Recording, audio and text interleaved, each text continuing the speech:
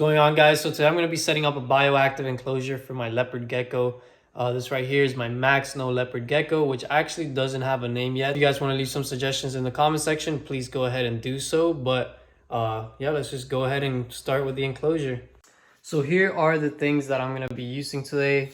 More or less, maybe I'll add some things, maybe I won't use some things, but I got some succulents, which are going to be the plants in this enclosure. I have some little rocks here that I want to use just for decoration. This is going to be the entrance to one of their hides. This calcium substrate, I really don't recommend too much if you're going to be using it loosely. The way that I'm going to use it, I'm going to be using silicone to stick it into place so that it's not loose. And the animals can't ingest it. Just because it says it's calcium substrate and it's able to be eaten by the animals doesn't mean that you should really let your leopard gecko eat it. And of course I got the foam, which is going to be just like last time when I made Aru's enclosure. It's going to be pretty much like the rocks and the things that hold everything together. This is the silicone right here, which is going to be like the glue that's going to go over this to be able to paste the substrate to it and just make it all stick nice. I'll also be able to use this to stick the rocks that I'm going to be using in this build to stick it to the glass or to whatever I want to stick it to. But anyways, these are the things that I'm thinking of using.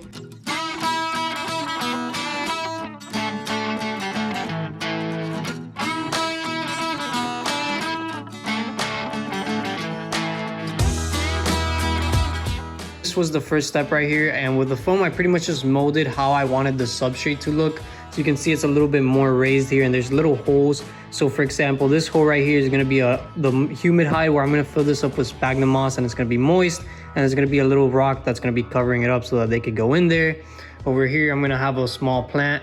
There I'm going to probably have a small plant as well, and over here I want to have a large plant. So I already added some more rocks here, and now this is gonna be a little hide here. As you can see, it's like a little cave, and I'm gonna seal all this together now. Here I'm gonna have another hide. This can right here is holding in place this stone, which I'm gonna seal as well, so that eventually it's just gonna be an overhang and they're gonna be able to go and hide in there. Over here I plan to put their water bowl right here and some plants here. This is all gonna be dirt for the isopods and all the super worms and all the insects to be going in here and to hide in this dirt.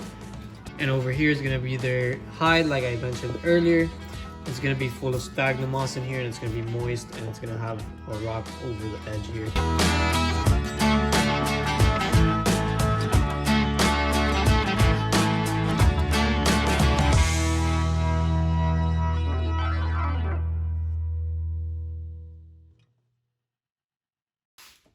Alright, so this is how it looks the next morning. I still have a lot of cleaning up to do, but as you can see, I also added this extra rock here, which is just going to support the top of the hide a little bit better, because I want to make sure that it's not moving at all once I put it in here, so that these guys don't get hit. Now that the sand is finally dried, it's time to make the substrate and add all the plants. So I mixed some soil, sphagnum moss, and perlite in here. The sphagnum moss and the perlite is just to help loosen the soil for the plants and for the bugs to be able to get in there and root themselves and get nice and deep inside of the soil.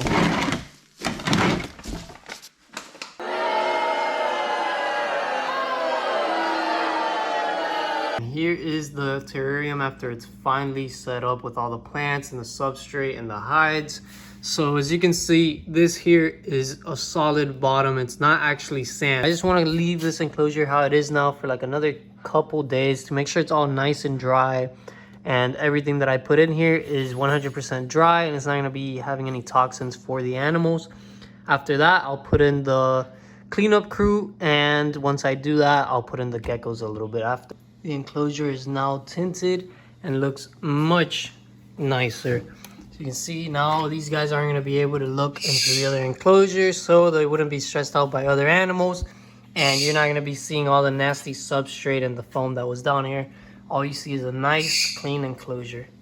Let me give you guys a little tour. So we're going to go ahead and start on the right side. Here's going to be their water bowl slash a little humid area for the isopods and all the other insects that are going to be in here mostly. They're going to be able to hide under the water bowl and enjoy the humidity. I know they're going to love that.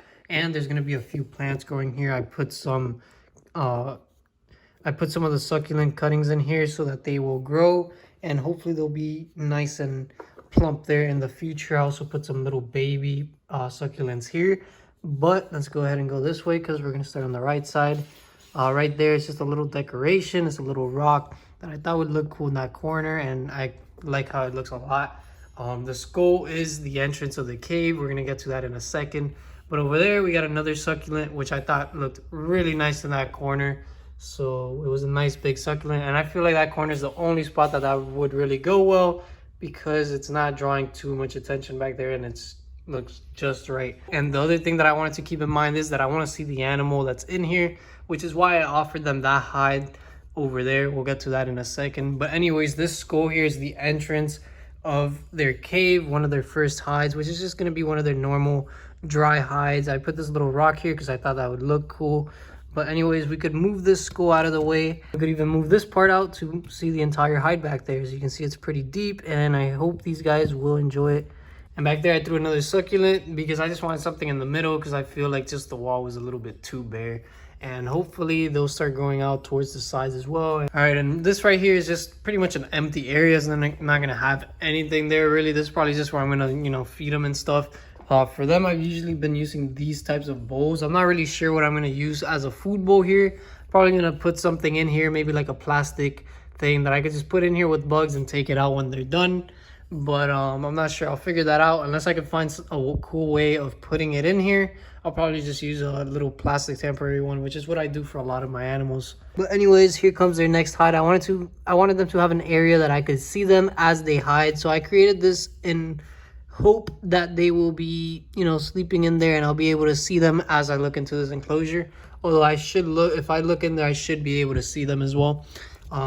Threw a little bit of another substrate area there with another plant, and I put in some more cuttings down here, as you can see. So these little pockets right here is mostly for the isopods and stuff, which are the little bugs that I'm going to put in here to eat all the poop and all the extra food. Not really the food in the case of the leopard geckos, because the leopard geckos don't eat any like lettuce or anything. They only eat insects, and those bugs aren't going to eat live insects, but it's just mostly going to eat the poop in this enclosure. That way I have to maintain it less. Obviously, if I see that it's getting messy, I will spot clean it, but for the most part, hopefully the isopods will eat it. Unless it's like here in the middle, then maybe they won't, because if they cross over, they'll probably get eaten by the leopard geckos. Right here we got their last little hide. I wanted to have a humid hide for them right here. So as you can see, it has a bunch of sphagnum moss in there, and it's hopefully gonna double as a layer for them to lay their eggs. They're gonna go in there and deposit any eggs that they might have inside of them.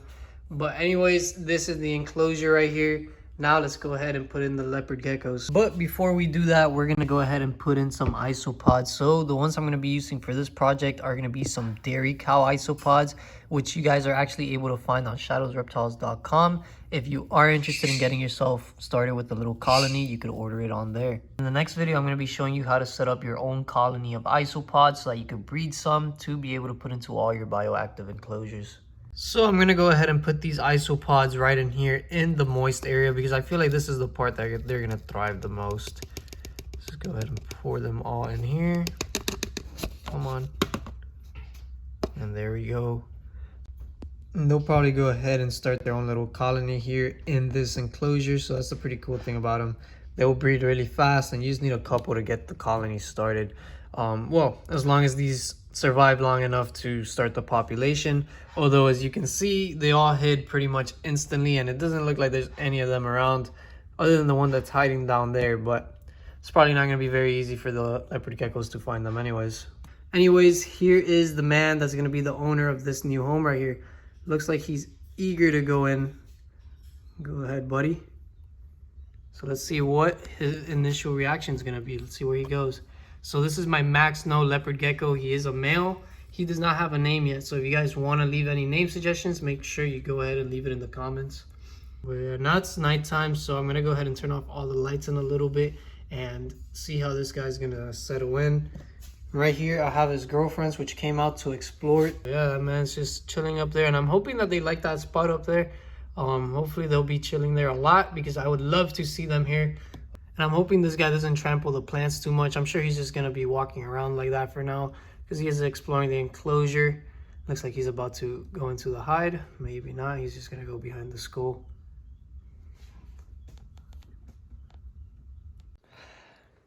All right, so it's the next morning, and check it out. He ended up using one of the hides, although I just realized that he is pretty big for it. So I don't know if it's too convenient for him to use, but either way, he's using it. I was also thinking that if this hide didn't work out, I would just put another bigger slate up here. I'm not sure if I'm gonna do that. Probably just gonna leave him in here and see how he likes it a little bit more. All right, so here is one final look at the enclosure because it looks like this video is coming to an end. So you can see this guy is using his hide back there. He seems to love his enclosure. He's there, always awake, always looking to see what's going on. He's a very alert guy. But I'm very happy with how this enclosure came out, and it's doing great so far. I hope to get some brighter light soon for the plants because I feel like this is a little bit too dark still. So I hope you guys enjoyed today's video. If you did, make sure you leave a thumbs up. If you didn't, feel free to leave a thumbs down. Make sure you subscribe, turn on post notifications, and have a great day.